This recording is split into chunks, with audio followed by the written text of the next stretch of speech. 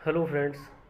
आज हम यूपीपीएससी के टेक्निकल एजुकेशन में आए हुए हिंदी का पेपर जो हुआ था उसका सॉल्यूशन डिस्कस करेंगे, जिसमें कि आंसर्स होंगे सभी क्वेश्चंस के। तो इसमें जो पहला क्वेश्चन है, इनमें से एक भिन्नार्थक शब्द युग्म का अर्थ गलत है। तो गलत जो है उसको हमें बताना है। तो इसका जो आंसर होगा वो सी, प्रसाद, प्रसन्न, प्रासाद, चरणामृत, ये वाला ऑप्शन गलत है। उसके बाद निम्नलिखित में से अशुद्ध वर्तनी का शब्द है। तो अशुद्ध वर्तनी वाला शब्द बताना है।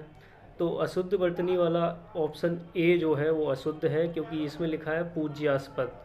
पूज्यास्पद का होता है सही वर्तनी पूजास्पद। तो ऑप्शन ए गलत हो जाएगा। उसके बाद पूछा है कि किसी ग्रंथ में अन्य व्यक्ति द्वारा मूल लेखक की भांति जोड़ा गया अंश, इस वाक्यांश के लिए एक शब्द हमें बताना है। तो ये जो वाक्यांश है इसका एक शब्द में अगर हम लिखें तो वो होता है छेपक। तो इसका ऑप्शन नंबर बी सही हो जाएगा। उसके बाद जो बाएं हाथ से भी काम कर लेता हो, इस वाक्यांश के लिए इनमें से एक शब्द लिखना है। तो ऐसा व्यक्ति जो बाएं हाथ से भी, यानी कि बाएं हाथ से भी और दाएं हाथ से भी काम कर लेता हो, इसका बताना है। तो इसका हो जाएगा सी, सव्यसाची। उसके बाद बताना है कि वाचस्पति में कौन सा समास है। वाचस्पति शब्द में समास है बहुब्री। तो ऑप्शन नंबर डी इसका सही हो जाएगा। उसके बाद बताना है इनमें से जातिवाचक संज्ञा का शब्द। तो जातिवाचक संज्ञा का शब्द की बात की जाए तो ऑप्शन नंबर सी यानी कि शिक्षक सही हो जाएगा। अब उसके बाद पूछा है इनमें से कौन सी ध्वनियाँ संयुक्त स्वर हैं। संयुक्त स्वर होती हैं ए ओ।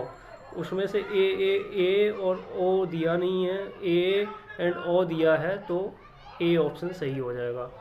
उसके बाद पूछा है निम्नलिखित में से अशुद्ध वाक्य।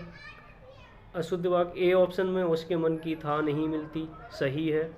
विंध्याचल पर्वत पर अनेक वनस्पतियां पाई जाती हैं, ये भी सही है। उसके बाद बोला है हिंदी के प्रचार में अब भी अनेक बाधाएं हैं। यहाँ अब की जगह अभी होता तो सही होता, यानी कि ये ऑप्शन सी जो है अशुद्ध है। तो ऑप्शन सी हमारा करेक्ट आंसर हो जाएगा। उसके बाद पूछा है इनमें से ध्वज शब्द का पर्यायवाची। अब ध्वज का पर्यायवाची होता है वितान। वितान यानी कि बी सही हो जाएगा। झस मछली का होता है, यानी कि बी सही हो जाएगा इसका, वितान। चांद पर थूकना मुहावरे का सही अर्थ है।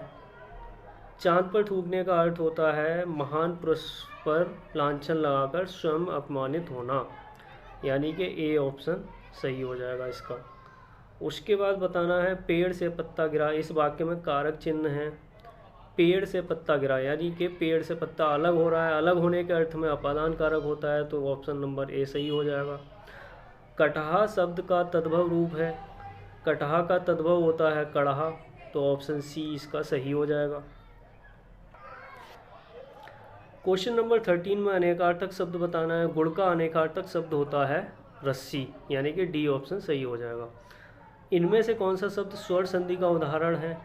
स्वर संधि का उदाहरण हो जाएगा महोत्सव, यानी कि ऑप्शन नंबर ए। बाकी दिकंबर यानी कि व्यंजन संधि है, बाकी और हम डिस्कार्ड कर सकते हैं, तो ऑप्शन ए सही हो जाएगा इसमें।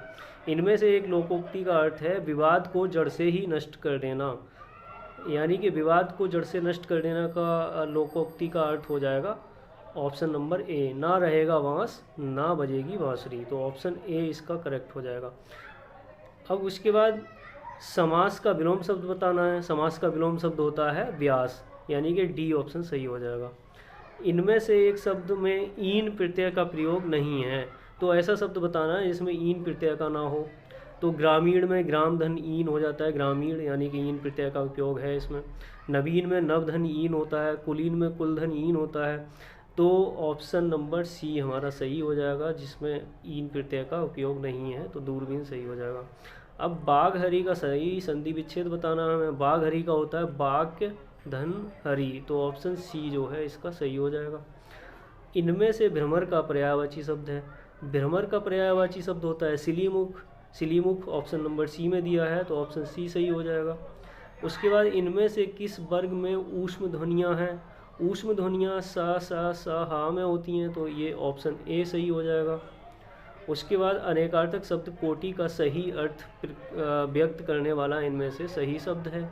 तो कोटि का जो है अनेकार्थक होता है श्रेणी, यानी कि ऑप्शन सी सही हो जाएगा। इनमें से लिंग की दृष्टि से एक वाक्य गलत है। ऑप्शन ए में बोला है दही मीठी है। दही जो है दही मीठी है, हम ऐसा नहीं लिखते हैं, हम बोलते हैं दही मीठा है। तो ऑप्शन ए जो है वो वाक्य गलत है लिंग की दृष्टि से, तो हमारा सही आंसर हो जाएगा ऑप्शन नंबर ए। अब इनमें से अटारी का तत्सम होता है अट्टालिका, जो कि ऑप्शन बी में दिया है, तो ऑप्शन बी हमारा सही हो जाएगा। उसके बाद अत्याधुनिक शब्द में प्रयुक्त उपसर्ग बताना है हमें। तो अत्याधुनिक में उपसर्ग होता है अति, तो अति ऑप्शन बी में दिया है, तो बी हमारा सही आंसर हो जाएगा। अब प्रोगामी शब्द का उपयुक्त विलोम, प्रोगामी का विलोम होता है पश्चिगामी, ऑप्शन बी में दिया है, तो ऑप्शन नंबर बी सही हो जाएगा इसका।